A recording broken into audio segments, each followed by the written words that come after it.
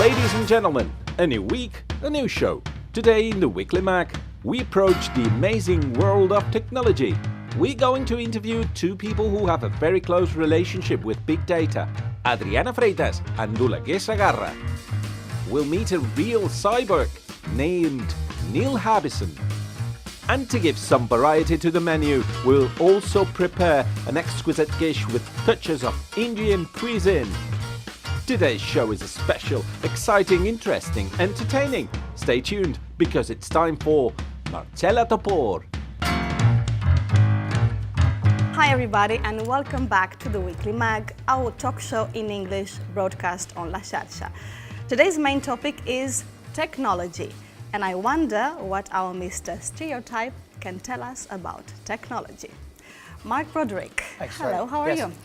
Fine, not too bad. You were busy doing something, maybe? I distracted you? Yeah, sorry, I was just sending a WhatsApp. Right. Yeah, a WhatsApp. Okay. Yeah, sorry. But you know, phones are not allowed during the show, so can I have your phone, Oh, we're please? recording? Oh, sorry. I'm afraid we Sorry, are. can you put that I'll in? give Sorry. it back to you later. Sorry. Okay, thank you. So we are talking about technology today. What have you brought to us? Because you know, technology is quite serious, a quite serious matter. I have to, well, first of all, technology was difficult. Difficult to stereotype technology because it's everywhere, you know? Technology induces some sort of laziness. I mean, everybody just like has a machine for everything nowadays, you know? I guess you say that years and years ago, more people worked, more people were busier doing things, and now everybody's lazy. They have technology doing everything for them. I know you've been out with Danny again. Yes. Where have you been? We went to the UPC in Terrassa, which is also a place where they study space and things like that. So it was really cool, actually. And because you've been to the university in Terrassa, that's Yes. why you're wearing eyeglasses today. I'm actually wearing glasses so I can see you better.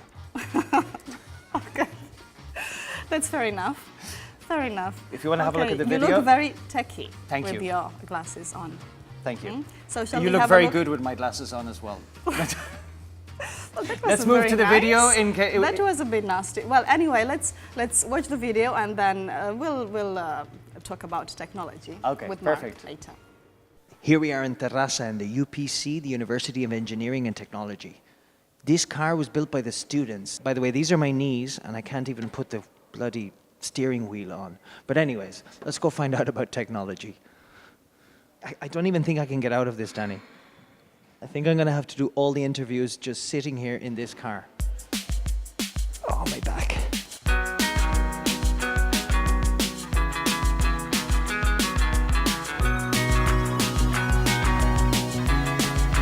If you were on a desert island, what's the one gadget that you would bring with you? I've seen all the Man vs. Wild seasons, so I would go for the knife and maybe something to make fire with. I would take an helicopter or a plane so I can get out of the island. A comfortable bed. Wow, a PC. Where do you connect the PC? I bring my phone. An iPad. A smartphone. A smartphone. The mobile phone.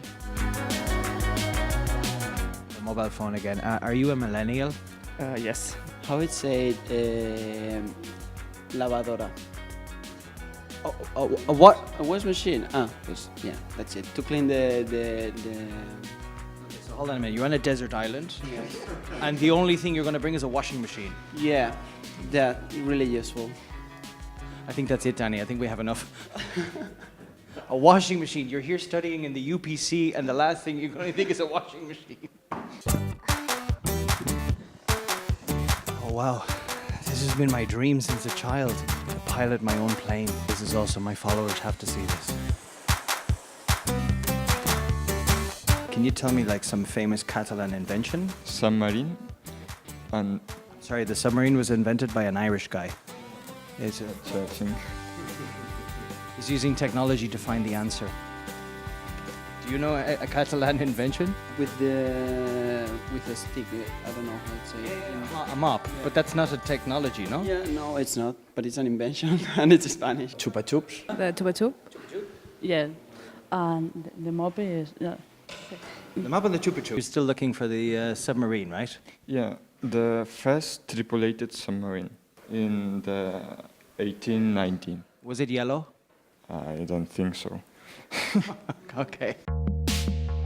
Our objective is to send a rocket into space, which is something that only big organizations and big corporations have achieved, but we want to do it too, because we like space. What about something Catalan, like a Botifarra or something like, you know, to send into space, like the first Botifarra in space? Well, if any company is open to sponsor the project, we are kind to send a Botifarra or any food to space. That's no problem. An application, you have to make automatically actions. Okay, so the application could do everything for you.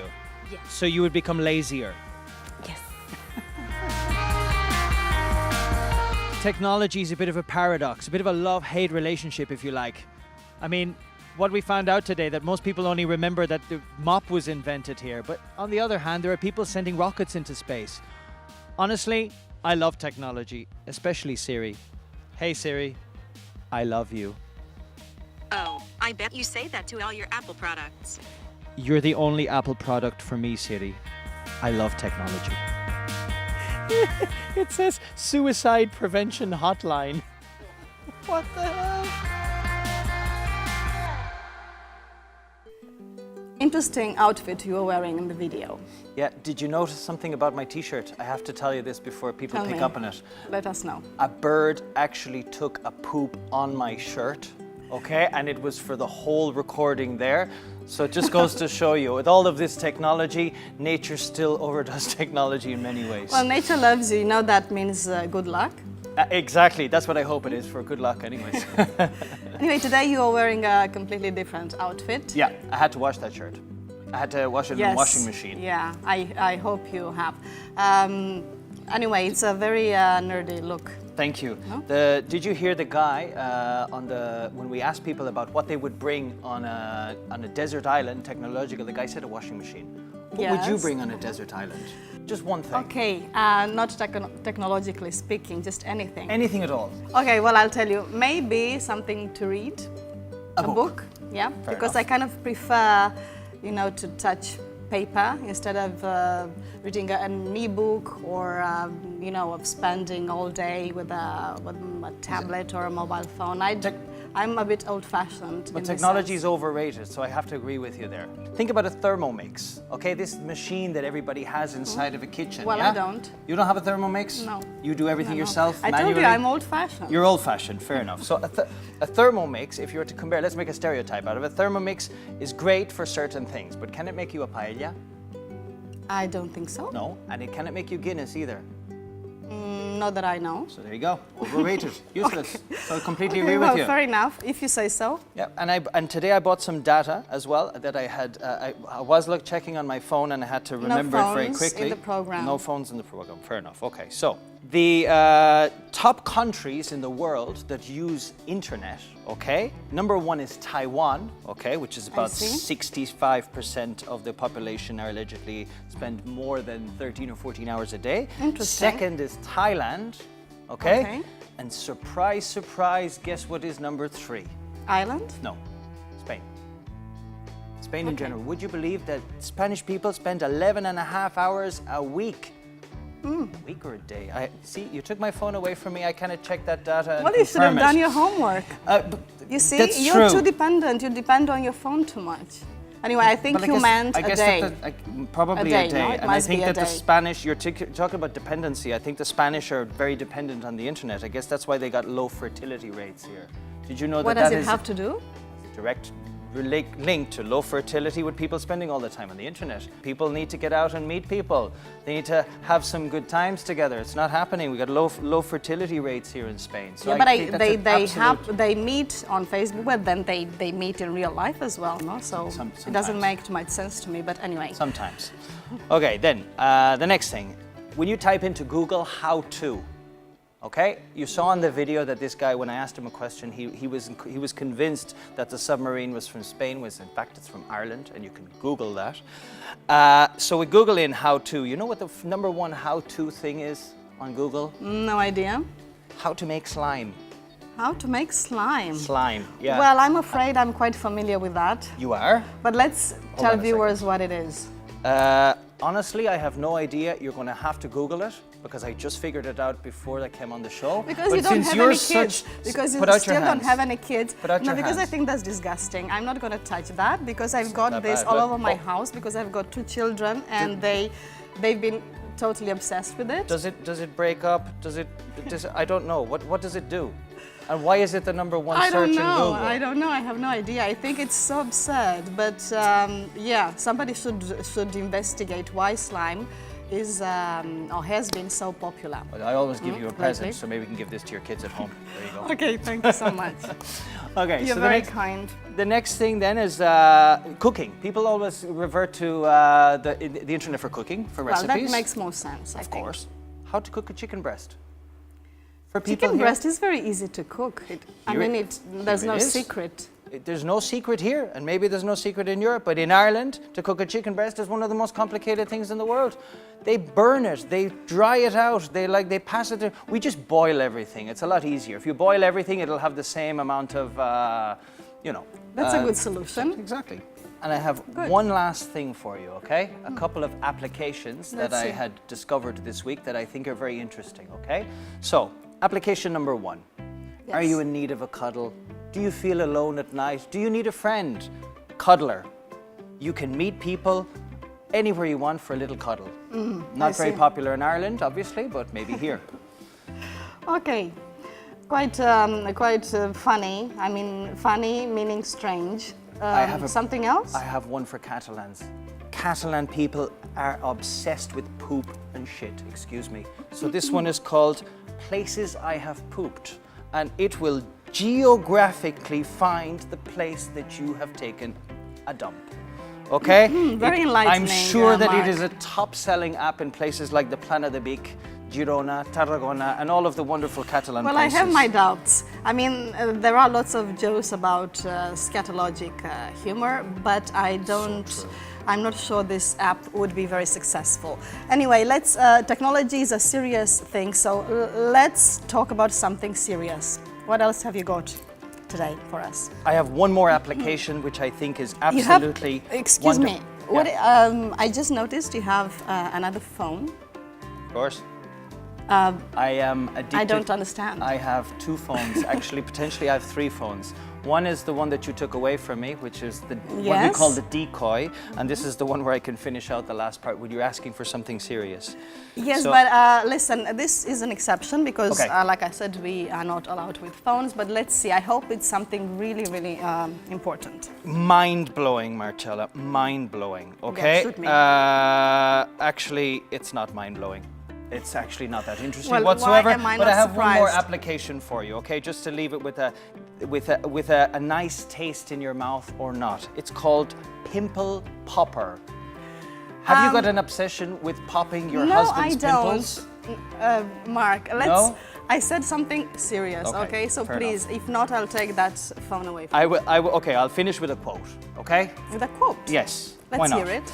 It says, knowledge doesn't change hearts, ideas don't guarantee happiness. Very Like it? enlightening. Yeah, Whose quote is it? no idea.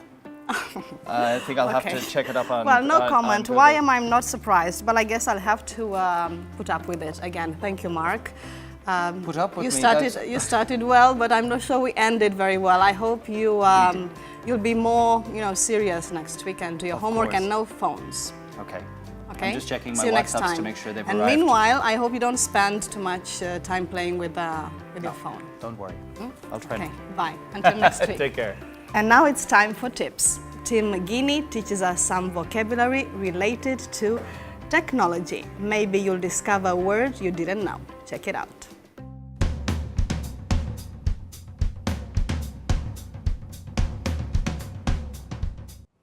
Today we're talking about technology, which can be quite a scary and modern concept for some people, but it's important to get some vocab first. So let's start with the word tech. Tech is an abbreviation that can mean technology, or it can also mean technical. Now, if we use this root word, we can make other words with it, including technophile. Now, a technophile is someone who loves technology. And of course, we have technophiles, so we have the opposite, which is a technophobe. Now, they're people who are a bit scared of technology and maybe have difficulties using it. Now, whether you're a technophile or a technophobe, you're going to find yourself sitting in front of a laptop. Now, a laptop is a portable computer, and of course, most laptops, they have a keyboard. The keyboard's the area that you type and you enter your information into. Now, laptops these days are connected to the internet, and so are most devices, like your mobile phones, and we call this connectivity. If we talk about laptops and we talk about the physical features, for example, the screen or the camera, that's our hardware. But of course, there's things inside the computer that we use, like programs, and that's called our software. So imagine you want to create a Word document and you use software to do so. When you press save, well, you save a file. So our files are our saved documents. Now, when we save these files, we usually save them to the cloud. And when we save things to the cloud, we upload things. But we can also download things as well. So next time, I want you to be very careful when you save things to the cloud, because you never know with technology, everything can go wrong. But good luck with it, and I'll see you. You may not know him, but Ivan Surinder is an exceptional chef. Today, in the Weekly Mag, fresh Indian cuisine for next summer. As we address the issue of technology today, we have two guests who are very familiar with this field. They will help us understand one of those new concepts that have become fashionable: big data. We'll be with them in a minute. First, I propose a glossary so that you can follow the interview more easily. Here it is. The first concept of today's glossary is a verb, to target. It means to direct or aim. When you target a particular group of people, you try to appeal to those people or affect them with some actions such as publicity. The second concept you need to know is lack. If there's a lack of something, there is not enough of it or it doesn't exist at all. The third word is another verb, to enhance. To enhance something means to improve it by increasing its value, quality or attractiveness. And last but not least, we cannot talk about technology without talking about bots. In American English, bot is another way of referring to a robot. At this point, we are all pretty sure that new technologies determine our lives. But the question is how? What is the power of big data? Our guests know a lot about it. The first guest usually co-hosts a series of events related to new technologies called Data Beers BCN and Hardware for Change. She worked at Telefonica company for more than a decade, managing international projects at Rio de Janeiro, Miami, New York, and Barcelona. The second guest is a physicist who worked as a consultant for the Universitat de Barcelona. He was a visiting researcher at the Massachusetts Institute of Technology, the popular MIT, and in 2016 founded Dribia, a company focused on data research in business intelligence analytics. Adriana Freitas and Oleguer Sagarra. Adriana and Oleguer, welcome to the Weekly Mag. It's a pleasure to have you here today. Thank you. Let's start with your jobs. Oleguer, you are a co-founder of Dribia. What do you do in this company and which are the goals of the company? Simply put, we help our clients solve their problems or their needs using data. That means building new products, identifying those needs, building new products with data, the data they have, or telling them what data they might need to have. I see. What about you, Adriana? You are working on Master VC, right? Yeah. To support companies in different ways, team building, customer development, analysis. What do you analyze? Now, we first, as any venture capital is looking for, we look for the team, we look for the size of the market, but basically what I try to find is how they're using the data, and because it can differentiate a company the way the data is being used. So I kind of go and analyze the company in a way that, how they can grow and do it better, and the differentiator that this company has in order to grow. So I have, for example, been analyzing a fintech company that helps you, like, you know, saving money. It's basically like, you know, how you can save, normal people can save more money. So, and having those differentiators, it can truly make a company not having like so big size, but having a bigger impact. Mm-hmm. Tell me about Data Beers, interesting name. Tell me about this project that you've created in Barcelona.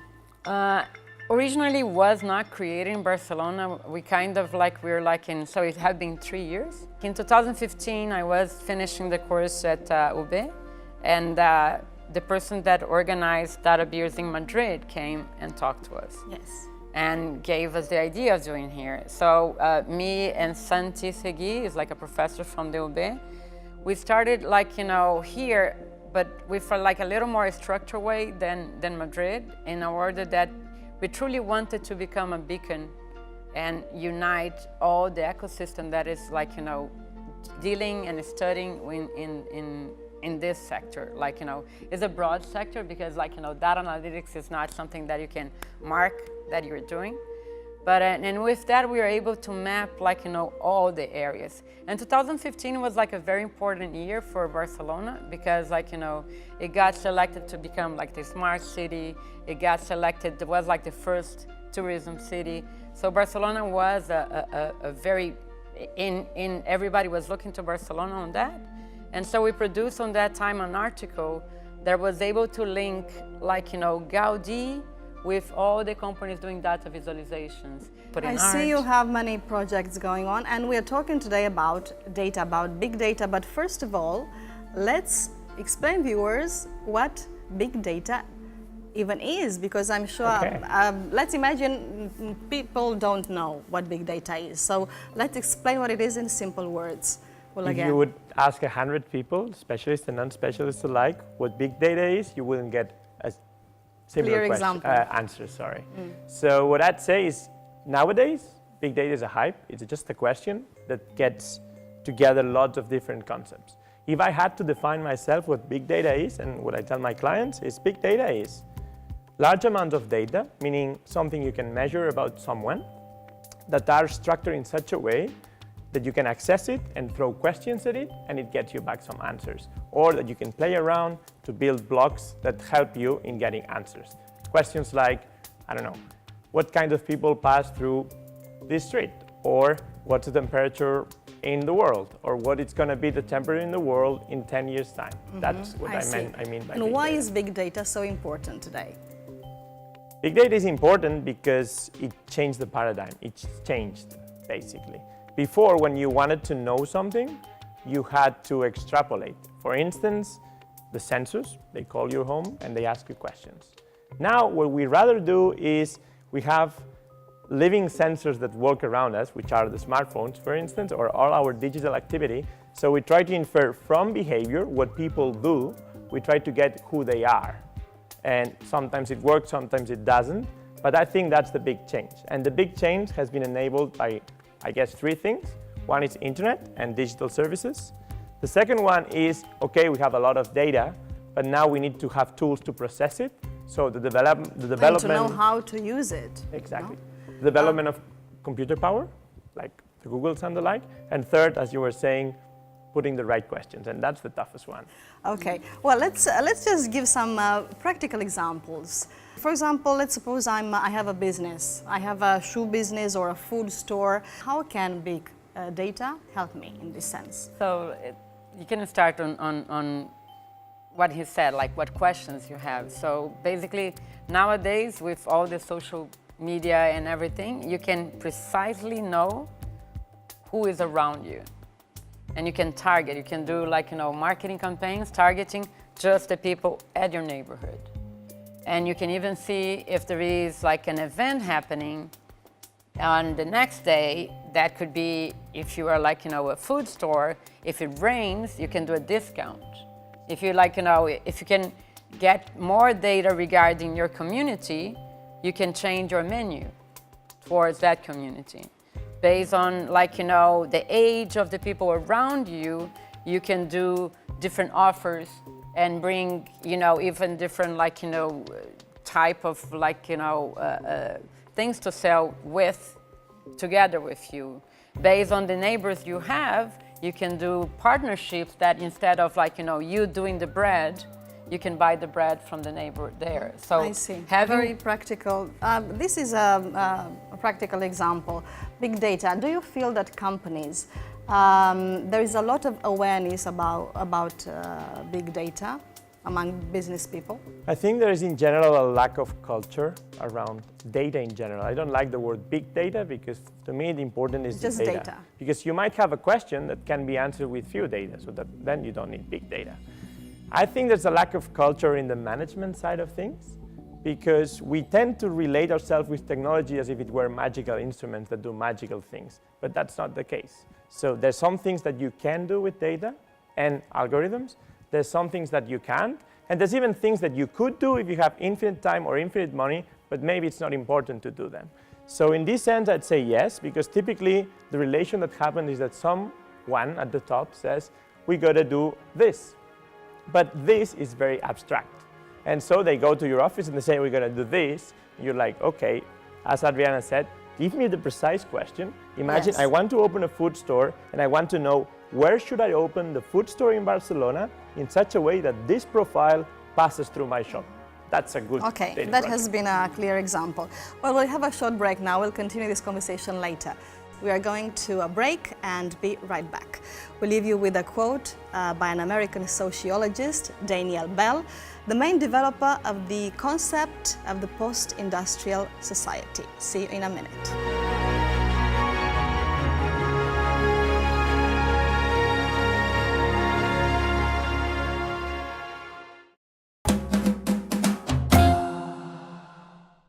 Well, that was quick. Here we are again talking about technologies and big data with two professionals in data analysis, Adriana Freitas and Oleguer Sagarra. And we are also accompanied by our regular collaborator, Tony Garcia. Hey, how are you guys? I'm great. Nice to be and here you? again. Yeah? Nice. Excellent. Well, Tony, you usually bring us very interesting data on many different Not subjects. big, just data.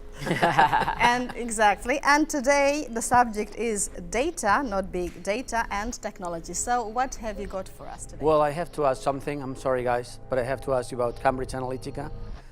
When someone used big data or data to target political purposes, and I would like to know how this can be done. If you can explain us a little bit how you can use that to manipulate us.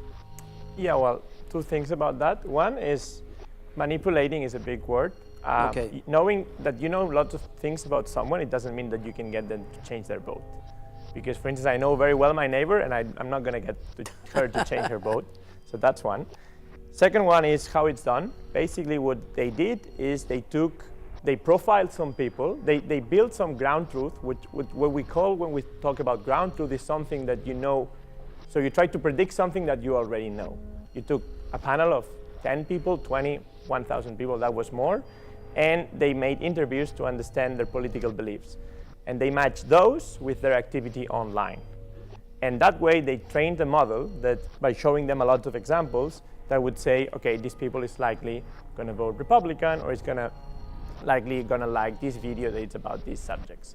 Now, with this, they extrapolated by stealing or more or less stealing data from Facebook users, asking them to share data about their neighbors or their friends, sorry. And I think the scandal is in a lot of ways, and it has many dimensions, but one of the dimensions is that, because Facebook knew that was happening. So the idea is you get a bunch of people, you build ground truth, you train a model, which is a machine that has seen lots of examples, and you show them new data and ask the machine what these people are going to vote. But again, if you think it's an evolution, because like politicians have been using panels and have been using calls and have been using, what they did was like truly take the advantage of that technology in order to extrapolate everything. But if you can imagine, like, it's the way we are going. So the fact that technology allowed us to personalize, the fact that you can like build a group and guide that group to do something is the bad side of like, personalization.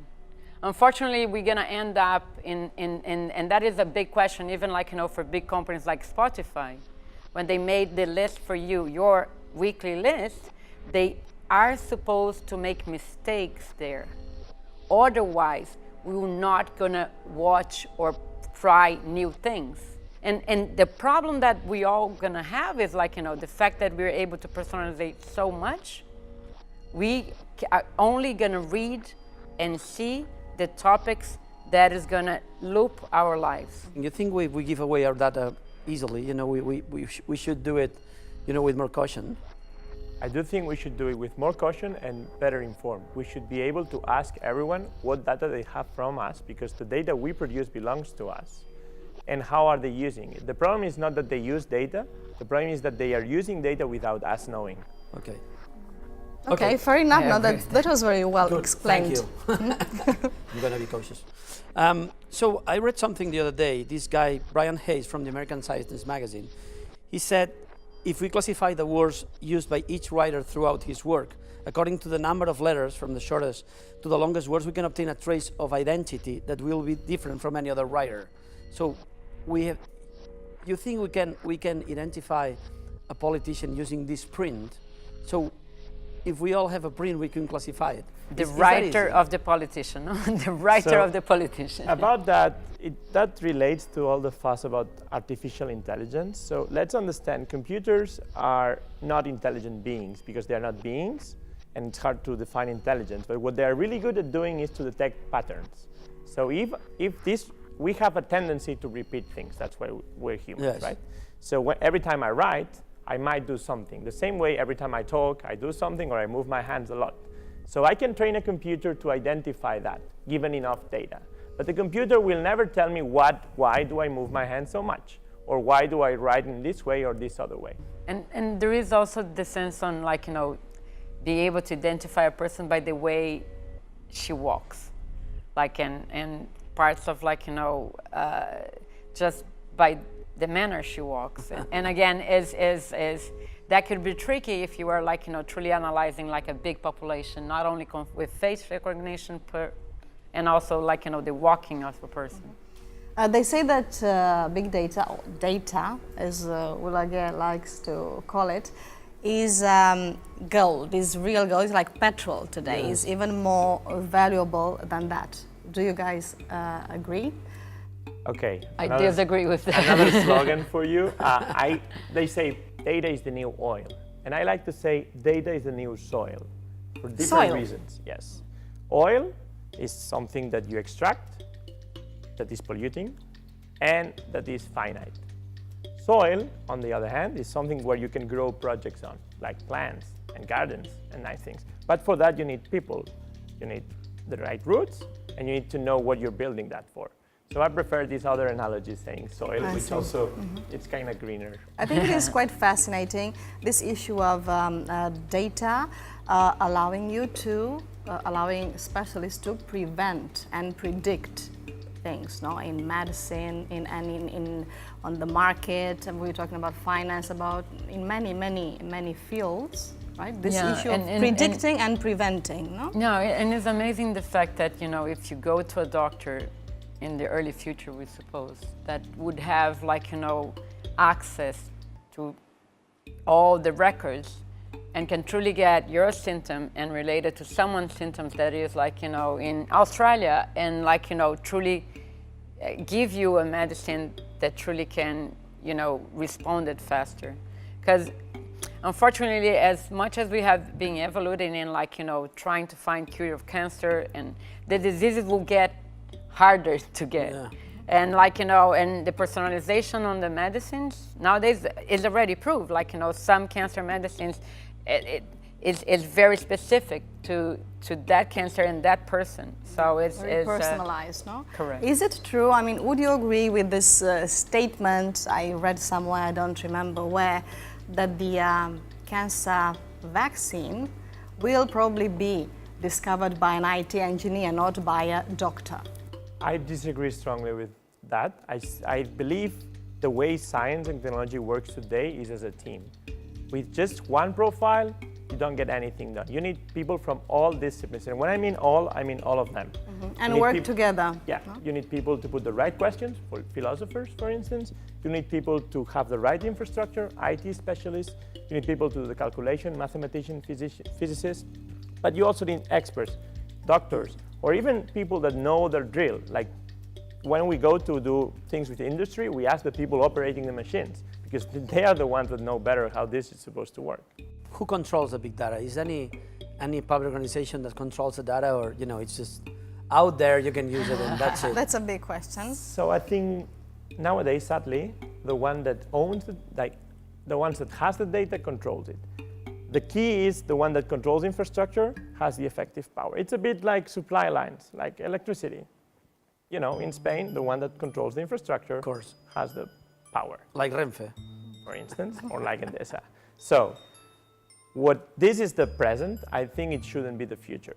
But thank God, there is the access of technology for everyone. And my latest project that is a lot related to music, you will see, artists truly taking control of their data. So they realize they cannot reach their fans on Facebook, for example. They do all the parameters that they need to do, but they still don't reach. So what they do, they start projects like, I don't know if you know, like Love with the Lesbians, they have like Fanganzini. They own their own, web where the fans can go there, can get content from them. It's try like, taking over, being able to taking over the control of something. And and this is one of 100 projects on, and the artist is, believe it or not, even fundraising start because of artists. And sometimes the artists are the ones that will break those walls and try to create environments that where they can realize and control what they have, what the data, who are listening to their music and where to reach, how to promote a tour and everything. That is the key, of course, is what you were saying before. But since we're talking about technology today, about data and information processing, I would like to ask you, what, if you know, and if you can tell us, what is a cyborg, and if you've ever seen a real one? I haven't seen a real one. I'd say a cyborg is a person that has, through implants, increased or enhanced his or her abilities. I did saw too, I saw the kid that is able to do color. I saw the first time I saw him 8 years ago. Well, we precisely have a video about him. Let's get to know him better. Thanks to the antenna implanted in his skull, Neil Harbisson can hear images and paint sounds. Bioethics committees are still unpleased, but Harbisson hopes for a better understanding and social approval of his ideas. Let's get to know him a little better.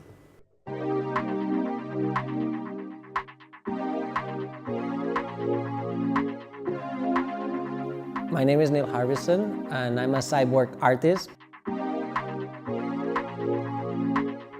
I created this antenna, which is implanted inside my head, and it allows me to extend my perception of color beyond the visual spectrum. So the antenna allows me to hear the sound of color and also perceive infrareds and ultraviolets and other colors that are not in front of me. In my case, I can now detect if there's movement detectors in a room or a space or a shop or a bank. I can tell if the alarms are on or off, or I can tell if it's a good day or a bad day to sunbathe, because I can sense the ultraviolet levels. I also have internet connection in my head, which allows me to connect to International Space Station. That then allows me to sense colors from space. This is a body part that I feel that I'm a cyborg, a union between cybernetics and organism, and that I identify as a trans species. Some people feel trapped in the body of a human. Some people feel that they are not human anymore because they've merged with technology or because they've added something that is not human. Some people don't feel human because of society, and some people don't feel 100% human for spiritual reasons. So there are lots of different people around the world that don't feel 100% human. I think it's strange that we are giving so many abilities and senses to machines and we're not giving them to ourselves. Cars can detect what's behind them, but we can't detect what's behind us. So It's simple senses that can be adapted to our bodies so that we can actually sense a bit more. So it's technology that already exists, but we've been giving it to machines, and we are simply saying that we should start adapting it to ourselves. Bioethical committees now think that it's not ethical to add senses and organs that are not traditionally human or that go beyond human capabilities. And this is something that we think it's wrong, that we should all be allowed to do whatever we want with our bodies. If we stop changing the planet and we start designing ourselves, we will see big changes in the environment. If we could control our own temperature, we wouldn't use heaters or air conditioning, so we wouldn't change the temperature of the planet, we would change our own temperature. The more we design ourselves, the less we'll have to design the planet, and this is good for the environment, for the planet, and for other species. So I think that in the long term, it will be seen as ethical to design yourself, and bioethical committees will start seeing it as ethical, and society will see it as ethical.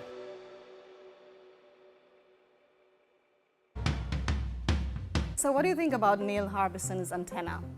Oh, I think it's amazing. And in some way, I think it's going to be more and more people finding solutions. If you think like, the possibility of not seeing colors and wanting to be an artist, is a very big barrier for him. So, and I think it will be even more simple to go through this process. Like he had to go to a long legal process and everything. And I hope things, if you want to become a cyborg, will be easier. The fact that you can now see in all the fiction, like you can implant a completely arm and fight, you can implant, my dream is to implant my legs because I love running and so and would you having do it? that connected Would you do to it, Adriana? Yes. Would you become a cyborg? Yes, with Really? no question. I don't know. I reckon he's very brave, and I think society is advanced because brave people pose like questions that are hard to answer. I'm not necessarily agree or disagree with them, but I reckon the value of these things. Well, I don't want to live forever. I don't want to be a cyborg. I would have all kind of malfunctions. So you can see it.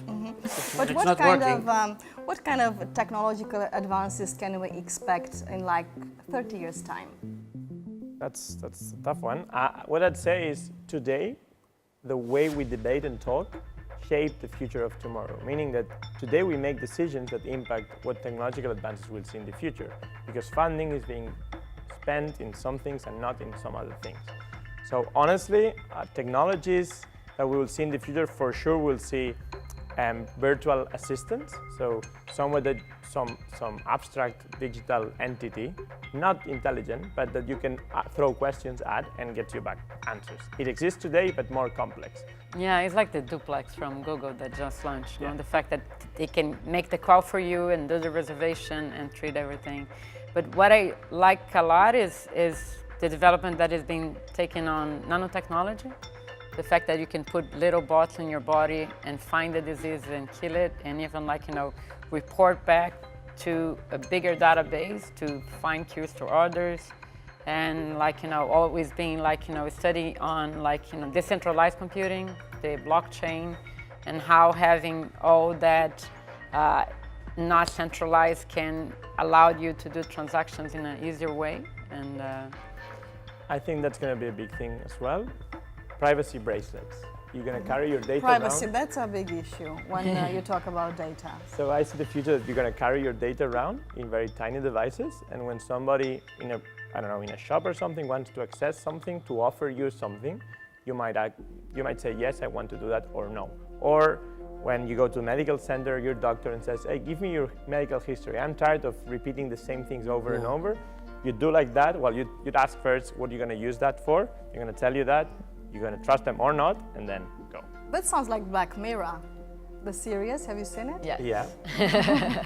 I think it's a brilliant series, I have to say. A bit scary though. Okay. Yes, a bit scary. But we need the science fiction because it's the only way that society would accept. So the books, the old books from Isaac Asimov and all that, is like a pre-take on what will be acceptable. So there is even a professor here at the university that she's writing and hire writers to write on the Barcelona Supercomputing Center in order to create the histories behind of the future that we are taking. Well, and to finish with, Tony, we have a round of quick questions. Yeah. The Shall I first one is start? very important. Yeah? You will start? You Which wanna is the start? most useless technology you ever seen? The most useless one. I'm very interested in this. I have an old one, a pen that works in space, developed by the Americans to go to the moon. What did the Russians do? Bring a pencil. Exactly. No, but I think the useless technology is just a matter of time. Sometimes like the Tamagotchi, the silly things we think, it's just because they have something behind. It becomes It's another just, thing. When they become another thing, it can be much more adapted to you. Well, obviously, we would need hours and hours to discuss about these things, but we need to move on. And the next question, what social networks do you use and which ones are you thinking about quitting? So I use Twitter to express public opinions, not the private, but I want them to remain private. I use Instagram as well, but just because of my sportive activity. And Facebook, which I am considering on quitting, but I keep on because it helps me stay in touch or know where to find people that I really care about and that we move a lot. So I might not have seen them in 1 year, but I know where they are and how can I contact them. But I don't contact them through Facebook. Excellent. Tony, next question. Okay, what's the gadget? I know this is a tough one. What's the gadget that will be ahead next season? Let's say 2 next seasons.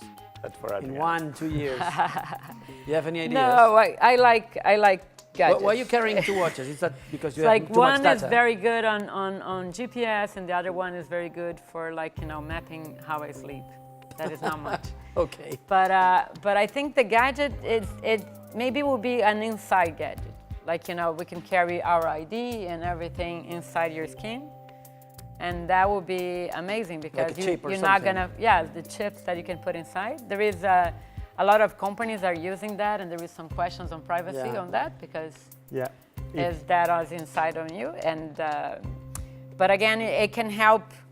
It can ease your life. I'm okay on like losing part of my privacy if I can get to the gym faster. If I don't have to go to something. If you get some advantages. To me, the hot topic, and I launched an idea here for startups, is the privacy hat. So you might like that, but the ability to become invisible. So you That's a really good one. Put on it. I don't know. That would be really successful. No, people will start doing that with like a makeup. Yeah. You saw like people walking in the metro in New York with like a makeup that the cameras cannot recognize. Yeah. Well, Adriana and Oleguer, it's been a pleasure to have you here today. We've talked about a big topic, big data or data, like you guys like to call it. Thank you so much for coming. Thank you. Our pleasure. And thank you, Tony, for coming as well. Thank you. My pleasure. Thank you. Our pleasure. And let's listen to some tips by our teacher at the International House, Barcelona, Rosie Griffin. And after that, we'll do some cooking.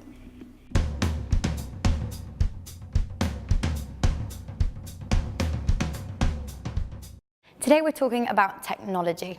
So let's say you've got a new electronic device. It's brightly colored, it's got lots of lights on. You might say it's got bells and whistles. So it means it's got the coolest and latest features. And what if your best friend has exactly the same device? And you are best friends because you have the same interests. You could say you're on the same wavelength, or maybe you're in tune with each other, so you understand each other completely.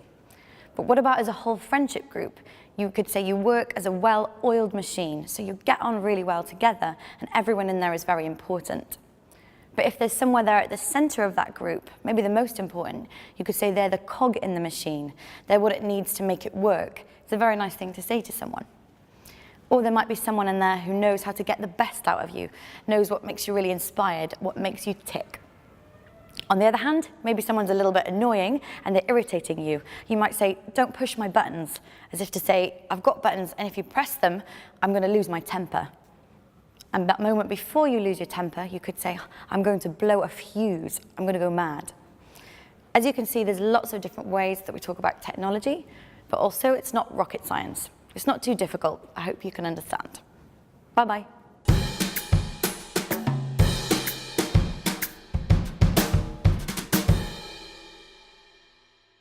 The country with the most English-speaking people in the world is the USA. As for the second one, it is India with over 125 million English speakers. Precisely, our next guest is a descendant of Indians established in Barcelona. And as you can see, we are in the kitchen because we are going to propose you a dish with Indian touches to face well this next summer. So grab pen and paper and take good note of this recipe.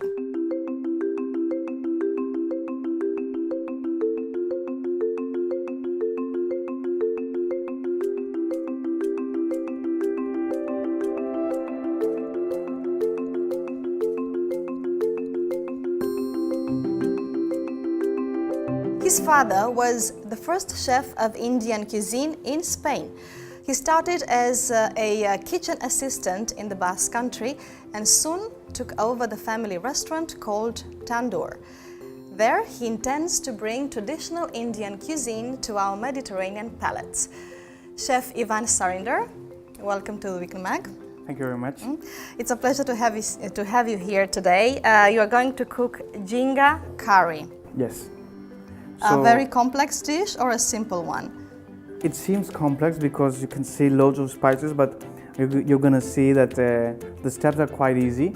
And we're going to try to explain each and every step, the meaning of that. And I think we should, start cooking. Yes, of course. Let's start. So first thing first, we're going to talk about rice. The Basmati rice.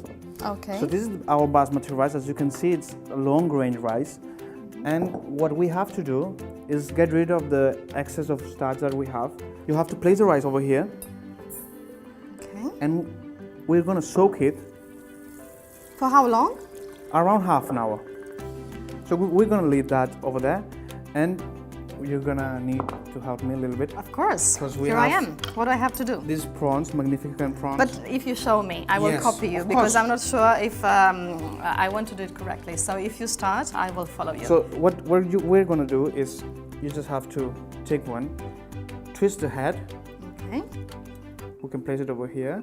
And this is the vein. This vein is not good for us. We don't need it. We don't need it. So we're going to put in one corner. Uh-huh. And then we're going to start peeling them. So as you can see, there are some strings that, like this. And the tricky part, maybe the tricky part, it's not, is to leave the last one because we want to hold it the shape of the prawn. And we're going to place it over here. See? Okay, so we've got the prawns. Yes. What's next? So we're going to pan roast these shells. So basically, what we need of them is to extract as much flavor as possible. But it has to be on a low heat. So on a 6 scale, a little bit of oil. What kind of oil? It's plain vegetable oil because I don't want to add any flavor and it has a higher boiling point. So we're gonna... So olive oil would be too flavored, not too strong. Yes, it's gonna be too flavored and we don't need that in this particular recipe. Okay. So while we are roasting the heads and the shells of the prawn, we're gonna continue with our curry. And the second process that we're gonna start is with the onion and the ginger. We're gonna pan roast them with some spices. And I would like to do it on here. Uh-huh. So we're gonna start again with a little bit of vegetable oil. Just a pinch of it. And now, this is one of the most important things right now, is to use these whole spices. Why we are using the whole ones and not the powdered ones? Because they need a little bit more of treatment. They need to get heated to extract all the essential oils that they have. And of course, as much oils they extract, as much flavor we're gonna get. So we're gonna start with a little bit of clove, just 2 of them because clove is quite intense.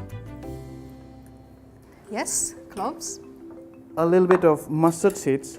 In this case, we're using black mustard seeds. If you don't get it, let's you can show this to the camera. Yes, you can use white ones. They have a different flavor profile, but still, it's gonna do the job. Yes. We're gonna add some green cardamom pods. These are smaller than the black ones, because the black one is this one. So basically, what this is smoked fermented green cardamom. It expands. This is more for flavor and this is more for aroma. And this is just cinnamon stick. It's not the common cinnamon that we can find over here because it's perfect and curly and brown. More or less we're gonna use, keep it here between 5 and 10 minutes. So we're gonna come back to our prawns heads. We're gonna intensify them a little bit more, the cooking of them. And we're gonna press. As you can see, inside of the heads we have the coral. And the coral is all the good stuff that we need to use. It's a pretty good, you can't smell it, but it is great. And we're gonna add at this point, don't kill me, I know Spaniards will kill me for that, but we're gonna add a little bit of water. The thing is that we need to complement the essence with the curry, not the curry with the essence, so that's why I'm just putting a little bit more of water. We are hearing the mustard seeds. They're gonna start to pop in just a few seconds. Actually, we can hear them popping. We're gonna add our curry leaf.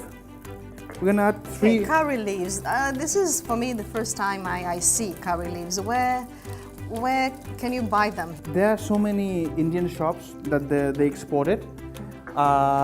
Then, for sure, there are gonna be places near Elborn. Okay, so specialized yeah, stores for spices, no? Yes. Just be careful with that. Okay. And we're gonna add our onion, Okay, our let's ginger. show it. Yes. And this is the heaty part. This is green chili that we're gonna use it. We're gonna use just few of them because we don't want to burn ourselves. But Indian cuisine without the heat, it's not Indian cuisine. It would be like a puree of coconut and curry leaf. So we're gonna add all of these ingredients to complement that. Very important, while we use chilies, don't touch it with your hands because otherwise if you don't remember it and you get your finger in your eyes or somewhere else, so it can be dangerous. So if you can buy some pair of tweezers, best. And now we need to incorporate everything, the onion, the ginger, the chilies, and roast them until they're soft. We don't want it caramelized, we want it soft. Why? Because I want the texture of the onion and the ginger to be inside the curry. Now is the time to put our turmeric into our onion and our curry leaf. Just a pinch of it because we don't need a lot of it. It's very strong. It is very strong. And now, as you can see, the onion, the ginger, it's losing the strengthness and it's becoming soft. Just a couple more of minutes of sauteing the turmeric because we want to cook them, because raw turmeric, it's quite, I mean, you can use it, yeah. You can use raw turmeric, but it's quite, you know, stuff. Time to put the salt.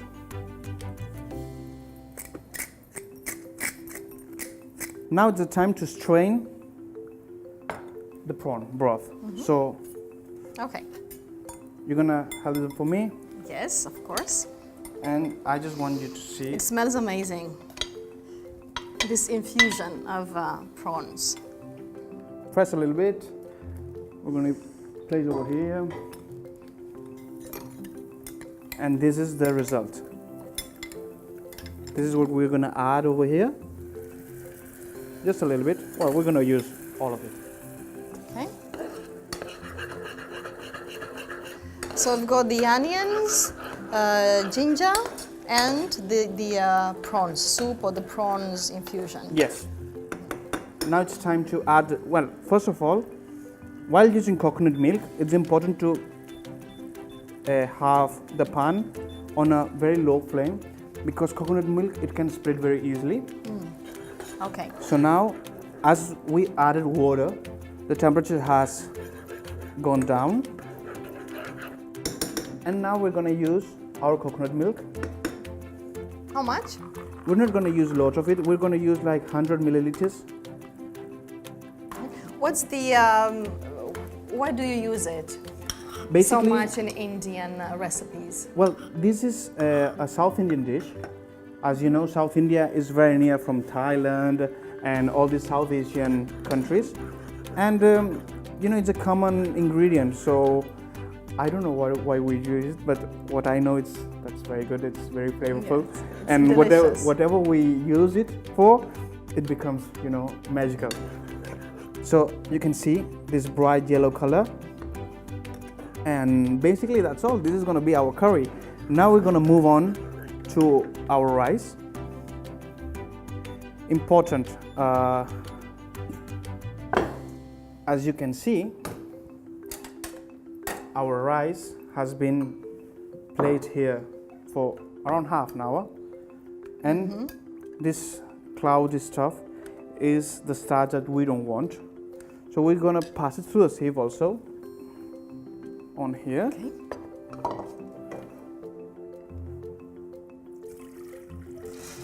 We're going to put a little bit of clean water. And we boil the rice for how long? We start the boiling temperature from cold to hot, and it will take around 15 to 20 minutes. Okay. But of course, as we are Indian, so we have to spice a little bit also the rice. So we're going to put a little bit of cinnamon as we put it on our curry. We're going to put one black cardamom, a little bit of bay leaf, and one mace. So from scratch, we're going to try to get rid of as much starch as possible. And we're going to put this much of rice. It's important to have enough quantity of water because what we want is the rice to float. So here we have the boiled rice. Yes. And now we need to finish the dish. Yeah, so rice on this side, just for you to know. And basically the prawns, as they are quite small, so they're not going to take a longer time. We're just going to place them in the sauce, huh? In our curry.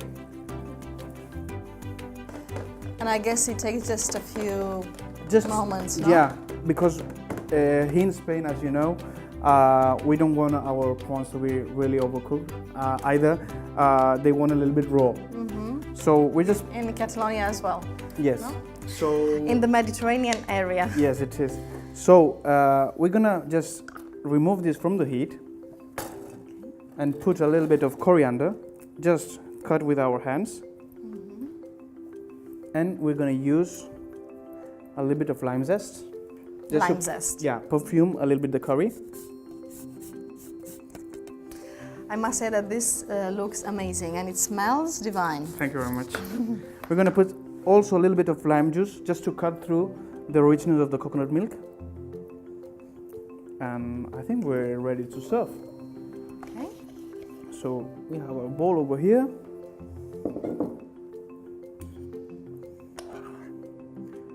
Sometimes I remove the whole spices, but I think in this case we're going to leave them because I think it's important for people to know that they're pretty enough to as a decor.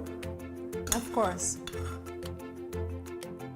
So we have our wonderful black cardamom over there, and we're going to use some flowers.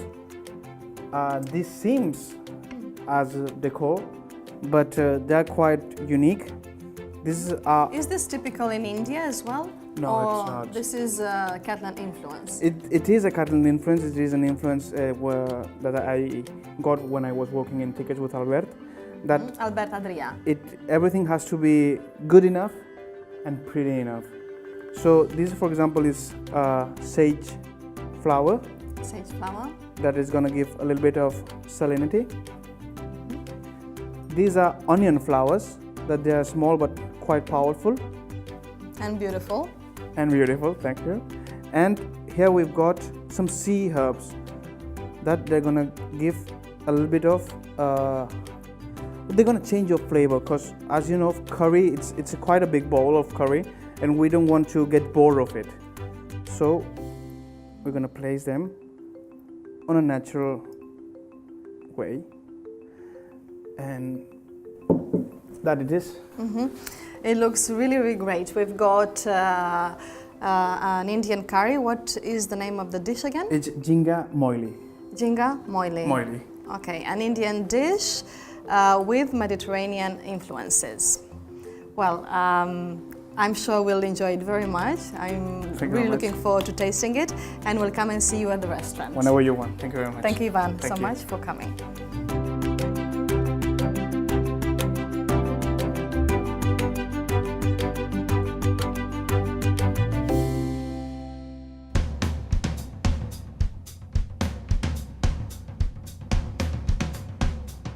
Hi, it's Technology Day here in the land of phrasal verbs, so let's take a look at some technologically related verb forms. If you have the skills to set up a computer, this means that you are capable of arranging and putting together the parts and components to your computer. If you assemble it correctly, you will start up the computer. If you want to connect to a network, you will have to fill out the proper information and create a password. Then you can log in or log on to your session. When you finish, you will log out or log off.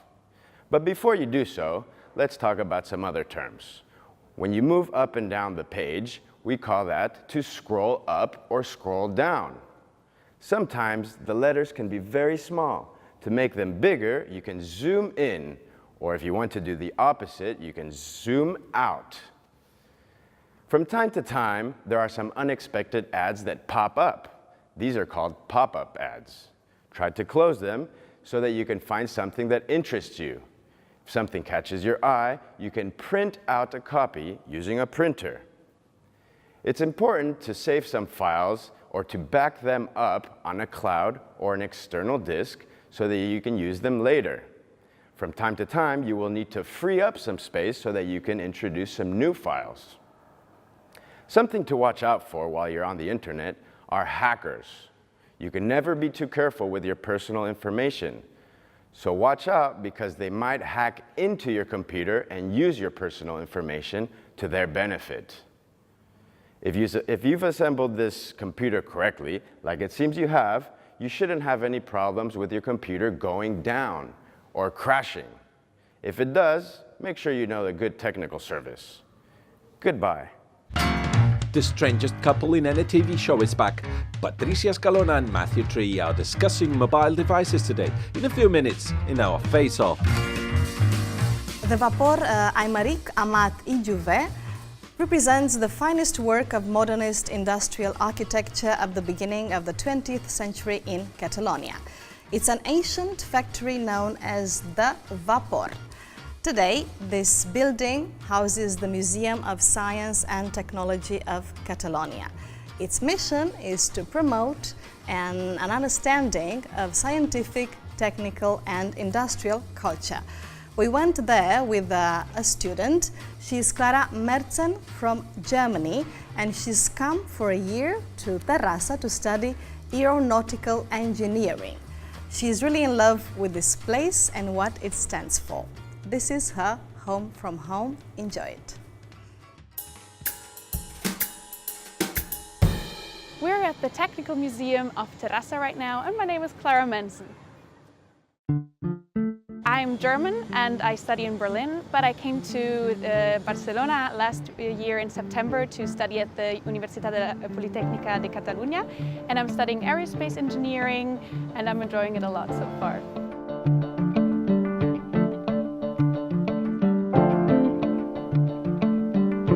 I think the Technical Museum here is really special because it's not always used to be a place for a museum. Actually, once it was a textile factory, so it was not actually built for the purpose museum. And that, I think, is really special because you can still see what was really done here. And its nickname, Vapor, means steam, and because the machines here were operated with steam engines.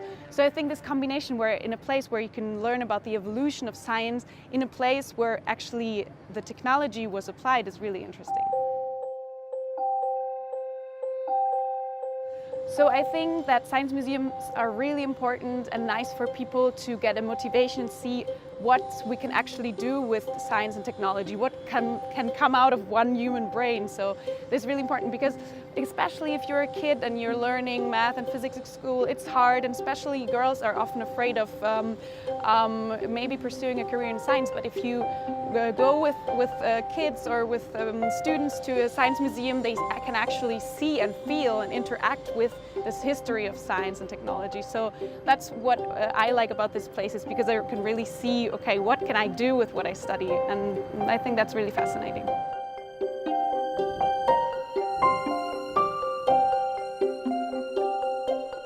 Another really special thing about this museum is that its architecture is from modernism. So I think especially Catalonia stands for wonderful architecture. If you go around Barcelona or Terrassa, you really can see this wonderful part of history of architecture, and this is one of the buildings that belongs to that. And yeah, I really enjoy places where you can see the history or an epoch, and this is definitely present here.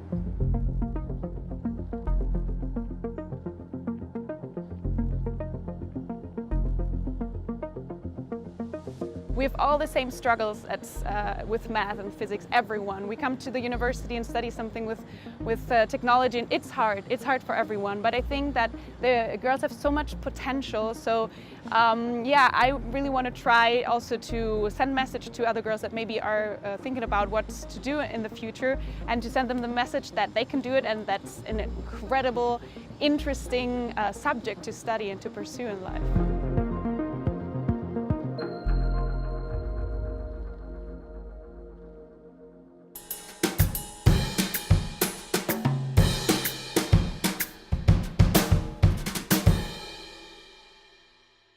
In our face-off section, we are going to look at an aspect of technology that affects us all.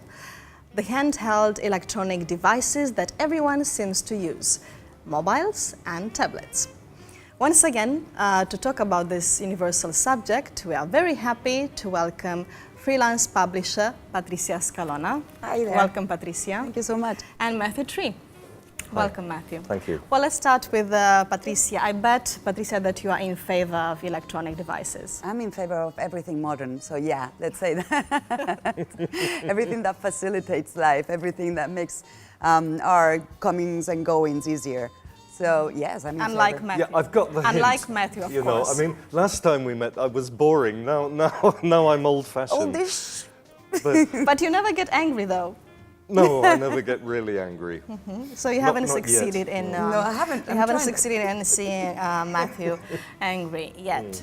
Tell us, Patricia, how much do you use electronic devices in your life, in your job, in general? All the time, for everything, because I'm always hooked up on my iPhone. I've got like a couple of Twitter accounts that I keep on checking out for different stuff, also for work. They're very useful, I think. I've got a tablet in which I read on, or if I'm traveling, I can watch films, or I can stay up to date with news as well. So I use them a lot, and I've got, of course, my computer that I use for work as well. So I've got like the three things, like my babies. They're always around me, and they help me a lot. So. Matthew, actually, you do have a Twitter account, and you're very active, I must say. So. Yeah, I don't have any Twitter on my mobile, because I use the mobile actually a bit like Patricia. I use the mobile for work only. I don't game. I don't play anything on the mobile. It's always for work. I see. And like I'd accept that they're useful for work, but one of the things that I've got against them is something that's been proven in a recent survey in I don't know if it's Britain or England only. I think it's the whole of Britain. Britain is a country which reads more than Catalonia. I think the index or the percentage of readers in Catalonia is about 56%. It's something like 70-something in Britain. But for the first time ever, that is going down, and it's been directly connected to the use of handheld electronic devices.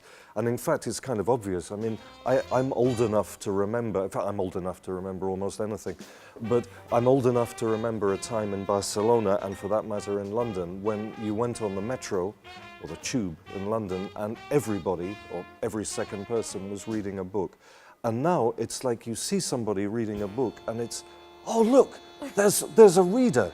And because everybody's using mobiles, tablets, and so forth. So it's definitely having an effect. I mean, as somebody who, writes, that affects me directly. And as a publisher, I imagine that would affect you directly as well. A low blow. Well, Patricia will have, I'm sure, very good arguments for that because you're a publisher. So how much do you think that electronic devices have influenced reading in general? I think it's changed the way we read.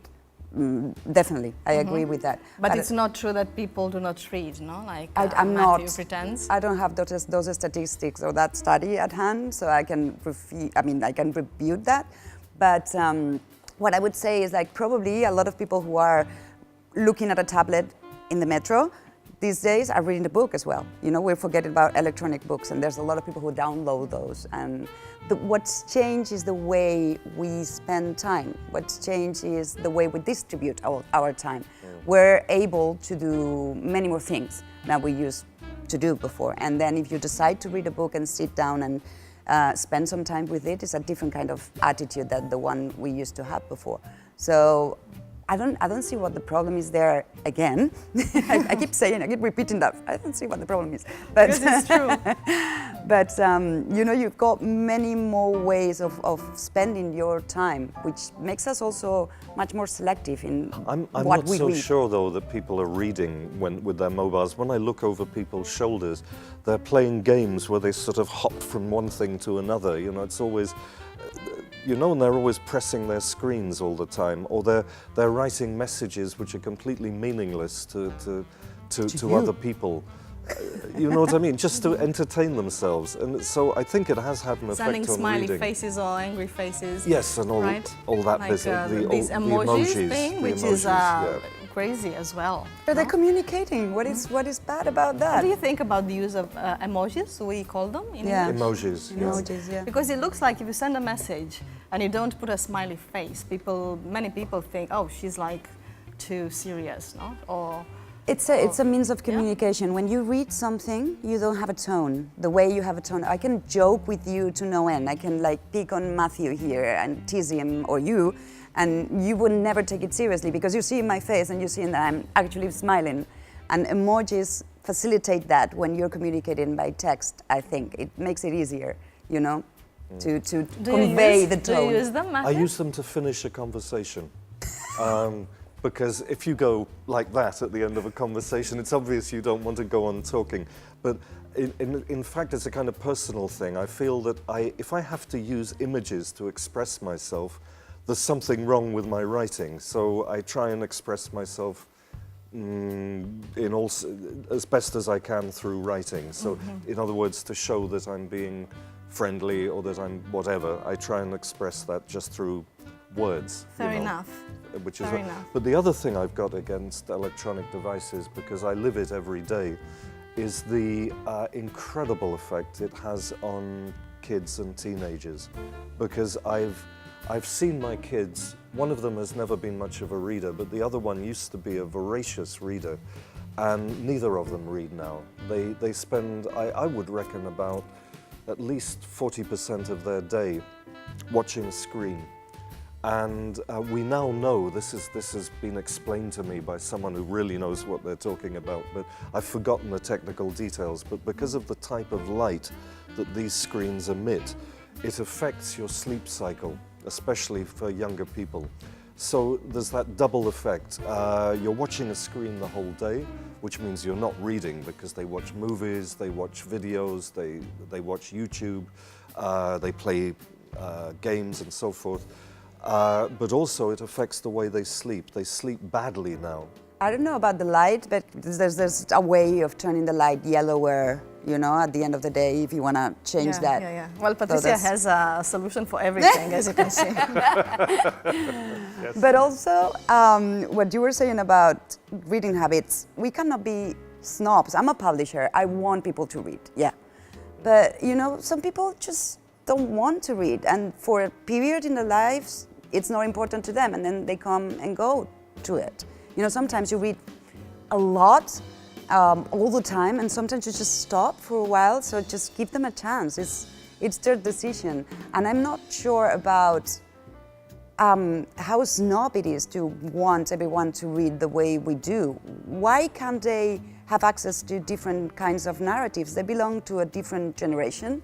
They understand different means of communication as well, which is not what we had as children.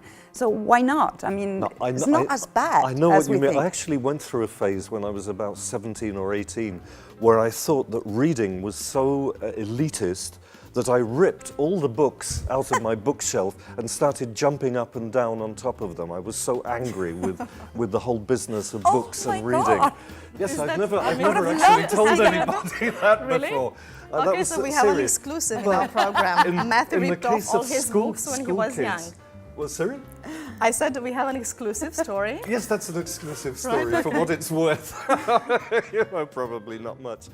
But like in the case of school kids, I mean, kids who are still going through the exam process, they actually need to read just to get their exam results, you know, just to get through the school system. And we're not talking about excessive reading. I mean, we're talking about one book that they have to read over several weeks. But they're not even doing, lots of kids are not even doing that. Well, talking about addiction, when is the last time you actually turned off your mobile phone?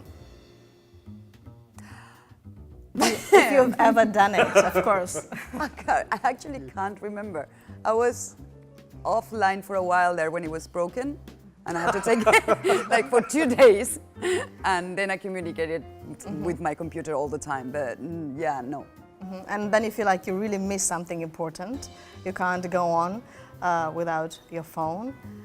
Have you ever felt that, like, anxiety when you think you've lost your phone, you can't find it, or it doesn't work, or anything like that? Similar? Not for me. It's not anxiety. It's more like I'm used to it. So I kept like looking for it when I was like it was in the shop being mended. I kept looking for it and not remembering that. But it would only last for 21 days because that's when what addiction or what being used to something takes for you just to stop. 21 days. 21 days, yeah, Really? around that. Who said 3 that? weeks.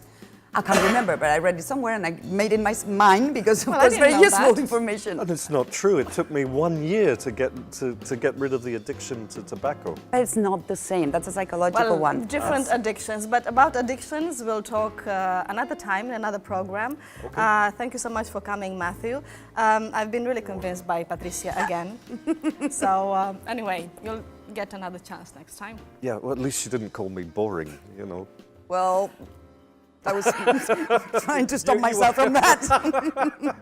You held back. Okay. Okay, Patricia, it's been great to have you here Thank again. you so much. See you another time soon. Yeah, thank you. And thanks also to all of you who follow us every week. Remember, you can find us on the social networks at @TheWeeklyMagTV. We say goodbye with a quote by American avant-garde artist, composer, musician, and film director Laurie Anderson. We'll meet again soon at The Weekly Mag. Until then, goodbye, and keep your English up and running.